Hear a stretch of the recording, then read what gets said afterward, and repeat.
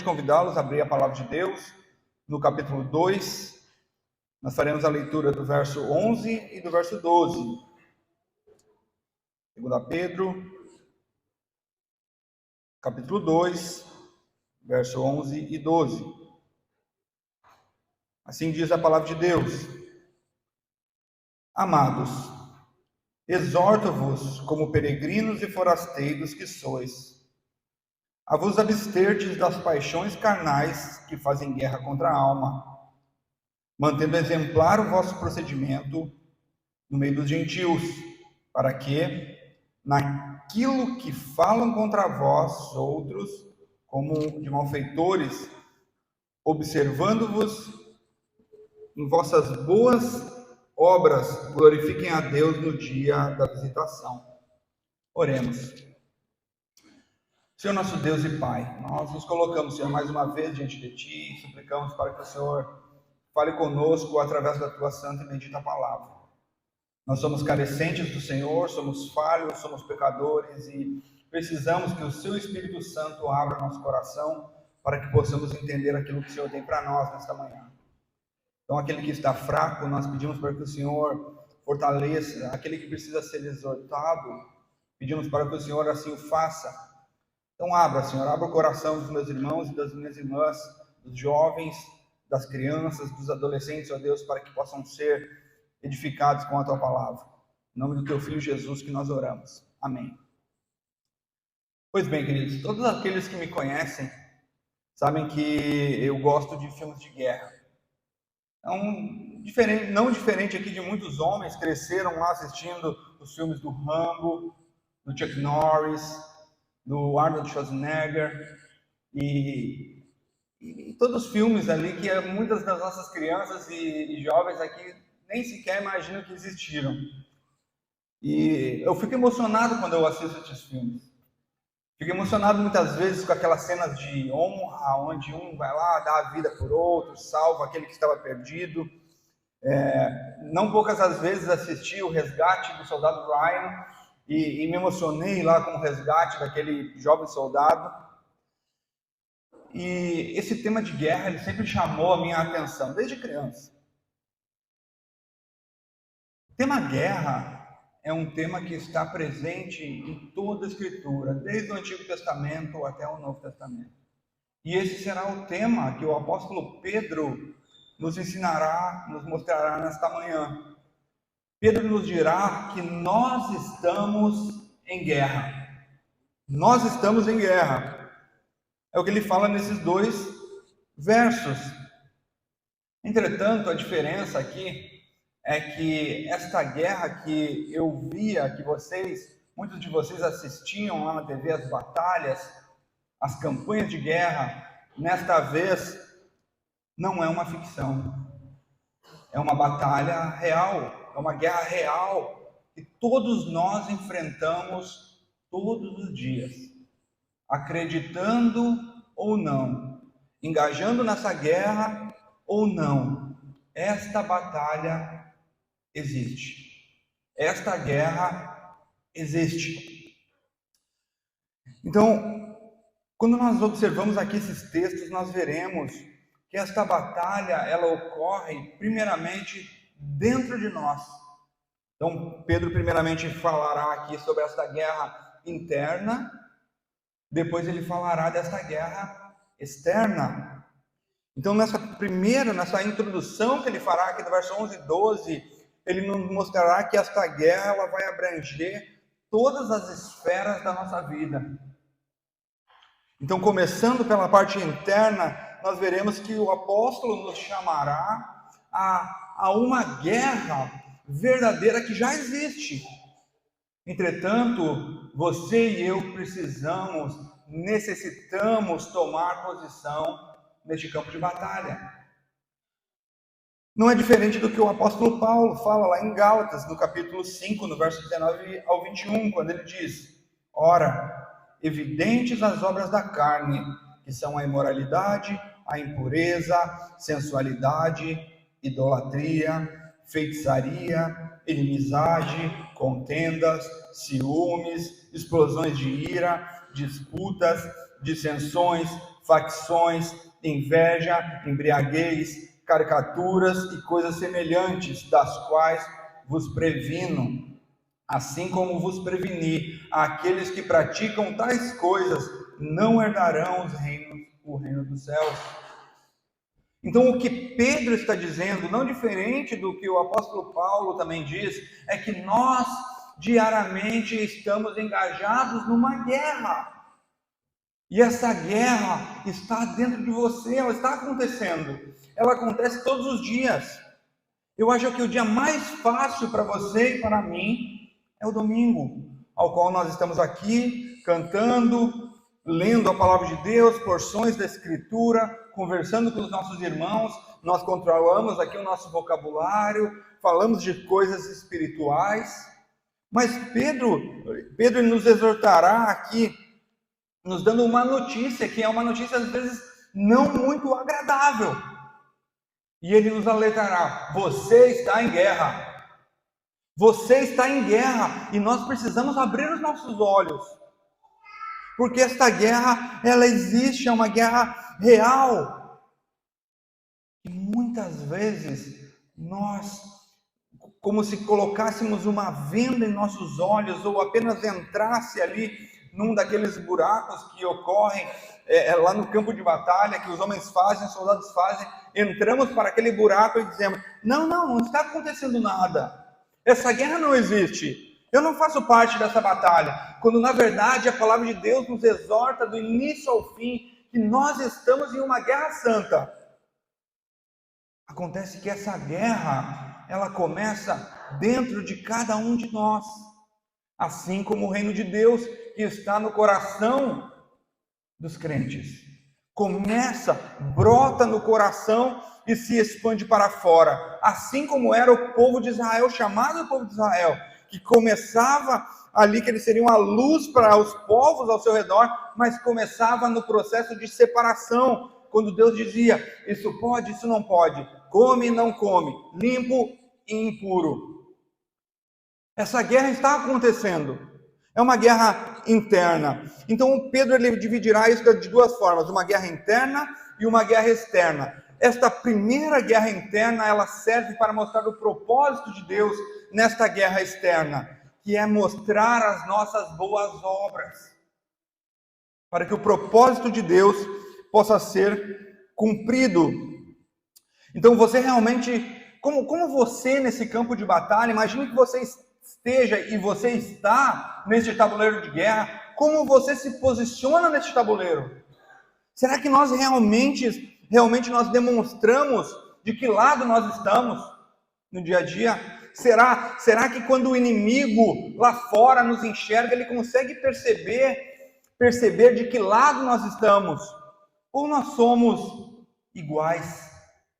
Será que as pessoas conseguem olhar para você, como muitas vezes você fez, ouviu, observou, aquela pessoa dizendo: essa pessoa que tem alguma coisa estranha nela, essa pessoa é diferente, eu percebi que há algo nela. Será que você também, quando as pessoas lhe notam, elas conseguem perceber que você tem algo diferente, que você está alistado no exército rival? Será que as pessoas conseguem perceber isso em você? A verdade é que uma boa parte do cristianismo hoje, ele não consegue mais ser distinto do exército inimigo, porque eles estão mas tão parecidos com o inimigo, tão arregado com as coisas desse mundo, que não há mais separação. E os argumentos são os mais diversos. Então, como está essa guerra? Como você está nessa guerra? Será que você duela? Será que você se revolta? Será que você luta no seu coração contra os seus desejos, que é exatamente o tema aqui que o apóstolo Pedro irá desenvolver nesses dois versos? Ou será que você apenas deixa a vida lhe levar, como diz aquele hino? Deixa a vida levar você, como se nada tivesse acontecendo, como se Jesus não voltasse, como se você não fizesse parte de uma comunidade de santos. Como será que nós estamos nos portando neste campo de guerra? Será que você está pronto para realmente agarrar as suas armas e lutar e engajar nessa luta? Ou você está pronto a desistir? Não, essa luta não é para mim. Quero aqui, é muito mais fácil ficar no exército inimigo, não terei nenhuma luta significativa, não sofrerei isso tão fortemente na minha carne, pelo menos não hoje, e eu posso levar isso aqui um pouquinho mais à frente. Então, nesse verso 11, nós veremos que inicia, então, o texto falando desta guerra interna, quando ele diz: amados, exorto-vos, como peregrinos e forasteiros que sois, a vos absterdes das paixões carnais que fazem guerra contra a alma. As paixões carnais que fazem guerra contra a alma. Mas antes disso, ele começa fazendo um contraste, quando ele chama estes irmãos e irmãs aqui de amados. Então ele começa a dizer como se fosse assim: olha, meus amados, Deus vos ama, estejam preparados para a guerra. Saiba que mesmo no sofrimento, mesmo na dor, mesmo na luta, Ele continua te amando. Ele ama você, mas isso não significa que você não terá dor e sofrimento. O apóstolo Paulo, nós vemos que ele é muito conectado também com esta mesma linha. Ele usa essa linguagem de luta, de guerra, de corrida, de armadura, para dizer que realmente nós continuamos, nós estamos e nós continuaremos lutando. Nós continuaremos porque isso está impregnado, ele está, ainda há aqui fragmentos do pecado, dessa natureza corrupta, que um dia será completamente glorificada, então nós não teremos mais nem mesmo o desejo de pecar. Mas hoje nós precisamos tomar posição e lutar contra o pecado. Então o apóstolo aqui ele diz que este grupo, esta igreja, eram peregrinos e forasteiros. Isso aqui não é apenas algo metafórico. Essas pessoas aqui estavam afastadas. Haviam sido expulsas para a região lá do Mar Negro, atual Turquia. Mas isso não significa que a carta é apenas para eles, é para nós também, que também sentimos na carne o que é ser peregrinos e forasteiros numa terra que não é a nossa. Nós sabemos as lutas que nós passamos. Nós sabemos as lutas que ainda nós passaremos pelo fato de não sermos pessoas que nasceram aqui neste país. Mas o que Pedro vai dizer aqui é que, quer seja estas pessoas que estavam longe de Israel, quer seja nós que estamos nos Estados Unidos, nós ainda continuaremos sendo perseguidos, ainda seremos forasteiros, ainda sofreremos em qualquer lugar da face da terra, porque nós não fazemos parte desse mundo. Nós não fazemos parte, mas nós temos o desejo de fazer, o desejo de pertencimento, de nos agarrar com unhas e dentes a esse mundo, dizendo: não, eu amo isso aqui. Quando na verdade a palavra de Deus nos mostra que nós somos peregrinos, nós somos forasteiros, nós ainda temos aquele sotaque que quando as pessoas nos escutam, elas logo devem perceber que você não faz parte daqui. Assim como você, quando encontra um americano raiz aqui, percebe logo que você ainda tem um sotaquezinho. Nós não fazemos parte desse mundo. Nós precisamos, as pessoas elas precisam ouvir que nós ainda temos um sotaque, que nós temos algo diferente. Por quê? Porque nós precisamos nos abster de coisas que para eles não é pecado, segundo a sua mente, segundo o seu próprio coração corrupto. E é por isso que Pedro diz: se abstenham das paixões carnais. Então Pedro chama agora a cada um de nós a batalhar, a lutar, a guerrear contra essas paixões que habitam esse coração corrupto. Esse coração que todos os dias almeja tem desejo de fazer parte, de se deleitar com as coisas pecaminosas. O apóstolo Paulo, em Gálatas, capítulo 5, 16 e 17, diz: digo, porém, andei no Espírito e jamais satisfareis as concupiscências da carne, porque a carne milita contra o Espírito, e o Espírito contra a carne, porque são opostos entre si, para que não façais o que porventura seja o vosso querer. Então o próprio apóstolo Paulo aqui agora, em uma outra carta, ele diz: olha, esta guerra ela continuará. Até o Senhor Jesus voltar, haverá um confronto aí dentro. Haverá uma luta aí dentro. E observe aqui, observe o quão delicado é isso. Se há uma luta, significa que há esperança. Se há luta, se há sofrimento, se há ainda uma guerra contra o pecado aí dentro, há esperança. O problema é quando você não percebe mais essa luta. Quando você não percebe que há uma guerra, pode acontecer duas coisas.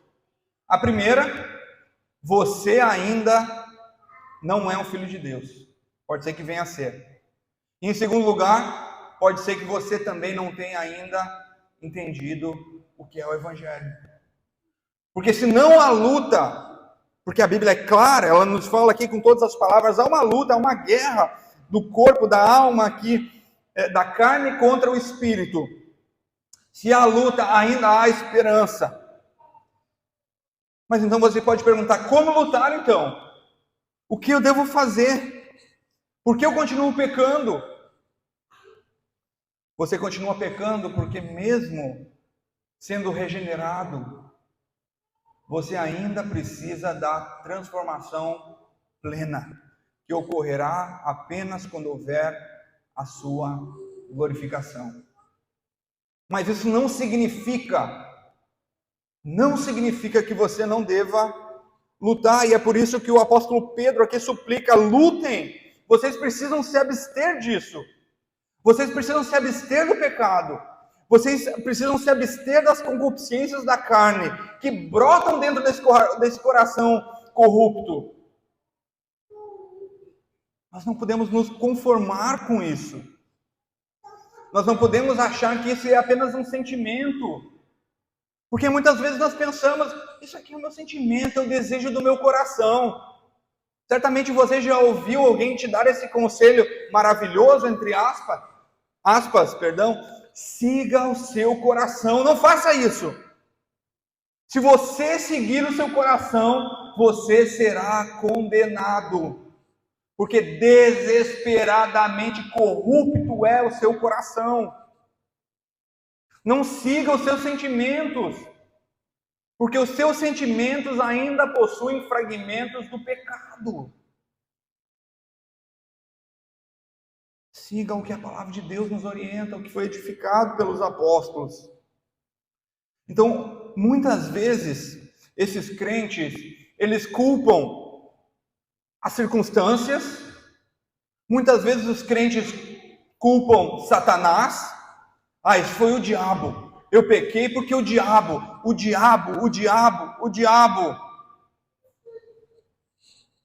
Por outro lado, nós temos aqueles crentes que dizem assim: a forma correta, o melhor jeito de eu fugir do pecado é me isolar do mundo, como os monges faziam, tentando encontrar algo que está claro na palavra de Deus, uma saída que está clara na palavra de Deus, que é: lute contra o pecado que está dentro de você. O maior inimigo está dentro de você. Nós precisamos aprender a reconhecer que nós não precisamos do diabo e coisas exteriores para nós pecar, porque nós somos maus suficientes para fazer isso.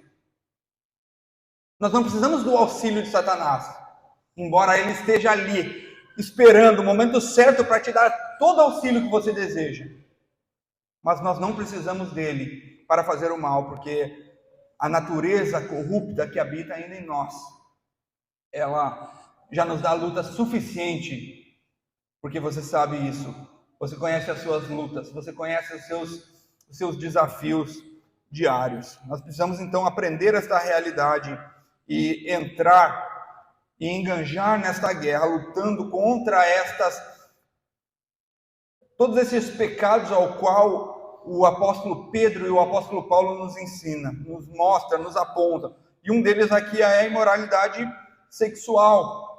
Por isso que ele fala as paixões, no verso 11, amados, exortai-vos como peregrinos e forasteiros que sois, para absterdes das paixões carnais. Isso aqui é muito conectado com as imoralidades sexuais.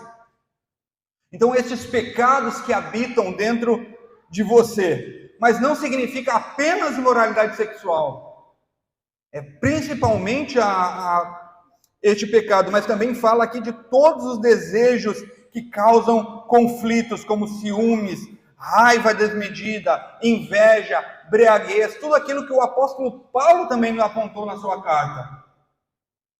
Então nós como crentes, nós precisamos acordar, abrir os nossos olhos, colocar ali o nosso calçado, a nossa bota do Rambo ali, os meninos aí vão lembrar disso, e dizer, nós estamos em guerra. Guerra contra o pecado, guerra contra as paixões. Então todas essas lutas, todos esses pecados que estão dentro de você, você precisa lutar. Então, como funciona isso na prática? Sabemos que é uma guerra, mas que guerra é essa? Quais são as lutas? Quais são os desafios? Então, todas as vezes que os jovens, os meninos, as meninas se entregam, mesmo que regenerados, mesmo que eles foram regenerados, se entregam rapidamente nos seus relacionamentos, significa que essas pessoas não estão lutando contra a carne. Todas as vezes que as mães elas ficam paralisadas, ou os pais ficam paralisados com medo dos filhos, elas não estão lutando contra a carne. As mulheres e as meninas que usam o seu corpo para seduzir homens, elas não estão lutando contra a carne. Os homens e os meninos que são engolidos por esse instinto selvagem, que não conseguem deixar de olhar uma mulher, não estão lutando contra a carne. Todas essas pessoas, os crentes que não estão envolvidos com o avanço do reino de Deus, eles não estão lutando contra a carne. Porque a sua vontade, o seu desejo, é mais importante do que todas estas coisas.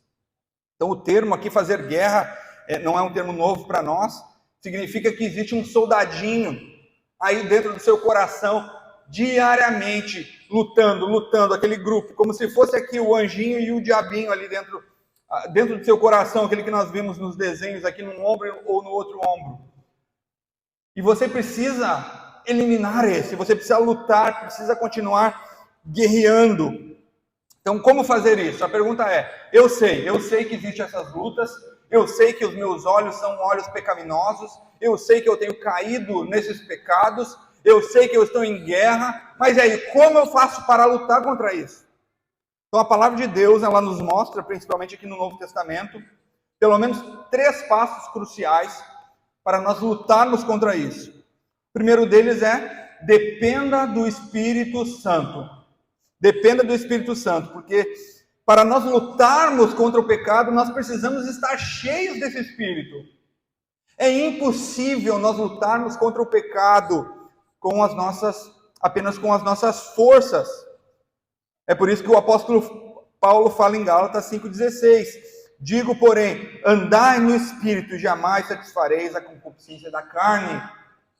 Então nós precisamos andar no Espírito. Como nós fazemos isso? Lendo a palavra de Deus, ouvindo mensagens, orando, conversando com os nossos irmãos, com pessoas crentes, não qualquer um, pessoas crentes que venham fazer com que a tua fé cresça.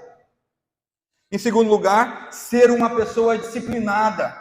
Isso aqui envolve o esforço humano. O apóstolo Paulo fala em 1 Coríntios 9:27, mas esmurro o meu corpo e reduzo à escravidão, para que, tendo pregado a outros, não venha eu mesmo ser desqualificado.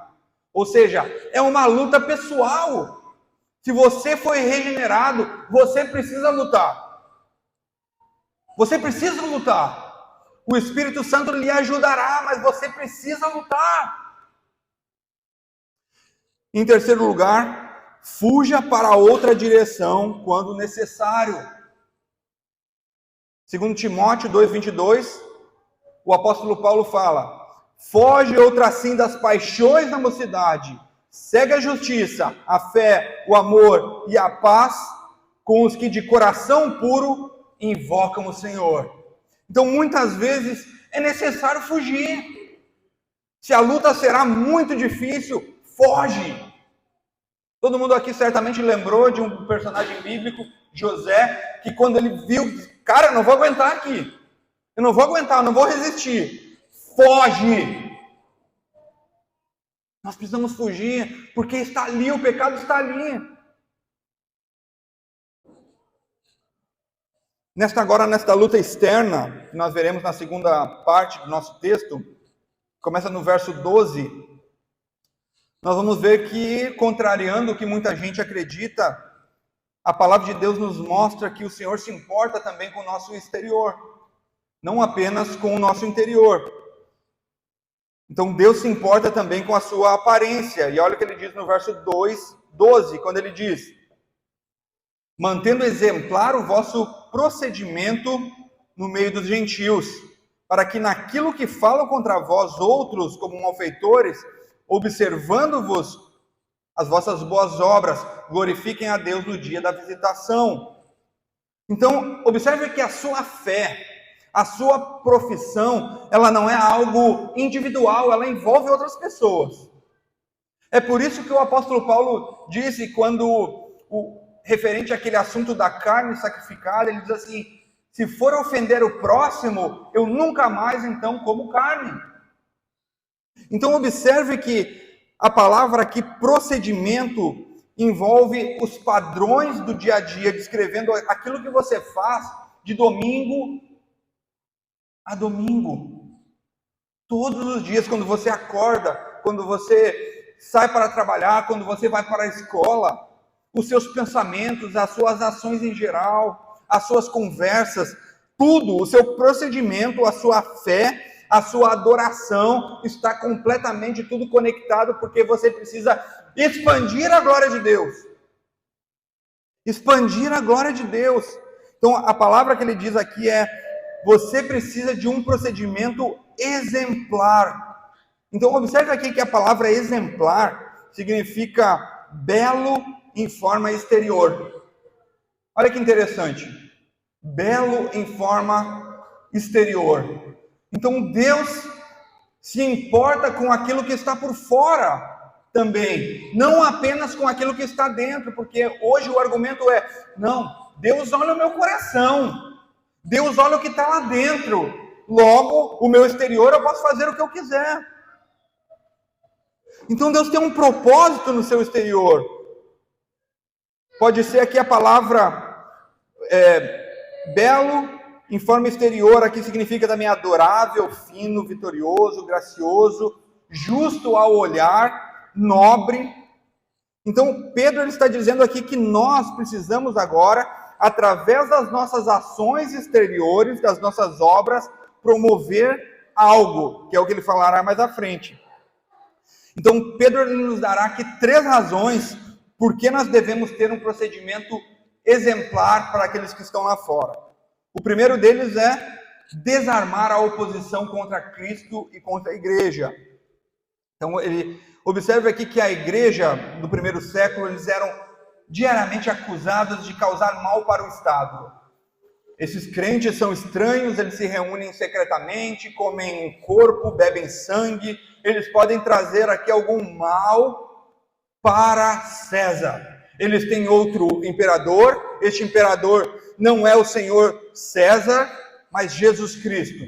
Agora o apóstolo Pedro então está dizendo para eles: vocês precisam, para que evitem esta oposição lá de fora, ter um procedimento exemplar.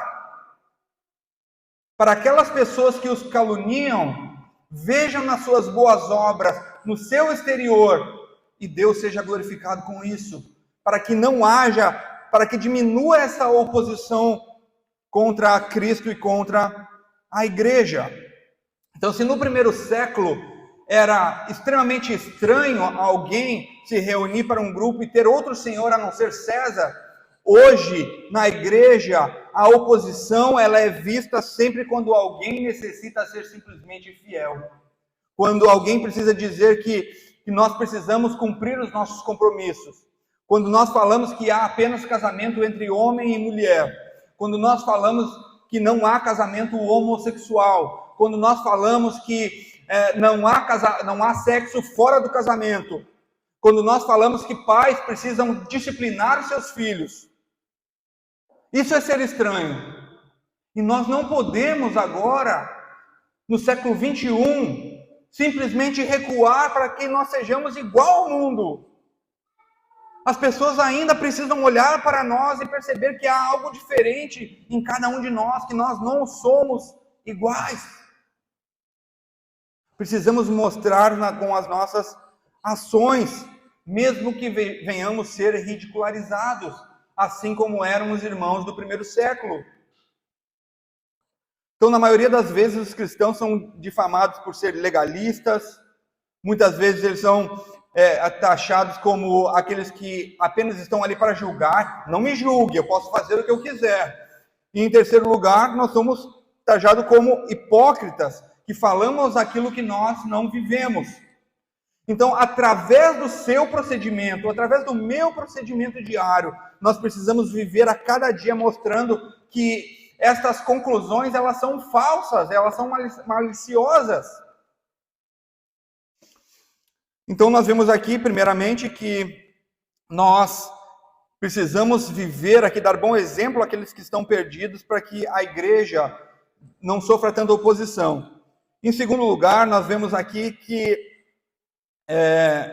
nós precisamos viver dando um bom exemplo para que estas pessoas agora também venham ser recebidas a Cristo. Essas pessoas venham observar, olhar para nós e através desse procedimento, essas pessoas fiquem curiosas e percebam que nós não somos iguais. E por nós não sermos iguais, essas pessoas queiram conhecer a Cristo. Quando ele diz, observando as vossas boas obras, glorifiquem a Deus no dia da visitação. Glorifiquem a Deus no dia da visitação. Então, nós temos aqui agora trazer a glória que Deus merece por meio do procedimento que fará com que essas pessoas que ainda não foram alcançadas vejam o seu procedimento e glorifiquem a Deus com isso. Quer seja no momento que Jesus voltar ou no momento da sua conversão. Então, observe que nós somos, depois de salvos, como iscas que são colocados naquele mar infernal, pescando essas pessoas que estão neste mar diabólico, para que essas pessoas possam glorificar a Deus. Então, para finalizar, você está lutando nessa guerra ou você já desistiu? Onde está o seu coração? Onde você está neste tabuleiro de guerra? Você deseja estar nesta guerra ou simplesmente desistir? E chegar na conclusão, afinal, todo mundo peca, todos vivem desta forma, então eu também quero. Eu quero usufruir das mesmas benesses que o mundo tem a oferecer. Ou você está disposto e disposta a engajar nesta batalha, que não será fácil, mas que é uma vitória garantida, dada por Deus com a ajuda do Espírito Santo. Então a primeira aplicação aqui é, viva de forma diferente, porque o Senhor te perdoou quando devia ter te punido eternamente.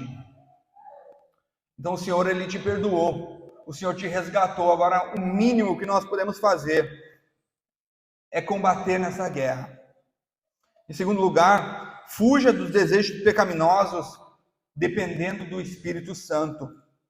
Nós não temos como lutar contra o pecado apenas com as nossas próprias forças. Para sermos cheios do Espírito Santo, precisamos ler a palavra de Deus, orar, alimentar a nossa mente, o nosso coração com as coisas santas e nos abster daquilo que a palavra de Deus nos mostra que é pecado. E por último, nós precisamos viver com responsabilidade para que nós possamos ser atraentes para aqueles que estão lá fora, para que Deus seja glorificado. Não porque você é bom, não porque você é maravilhoso, mas porque Deus é bom, porque Deus é maravilhoso, porque Ele merece toda a glória, mesmo que isso signifique ser ridicularizado pelos outros. Deus precisa ser glorificado. Deus assim nos abençoe. Amém.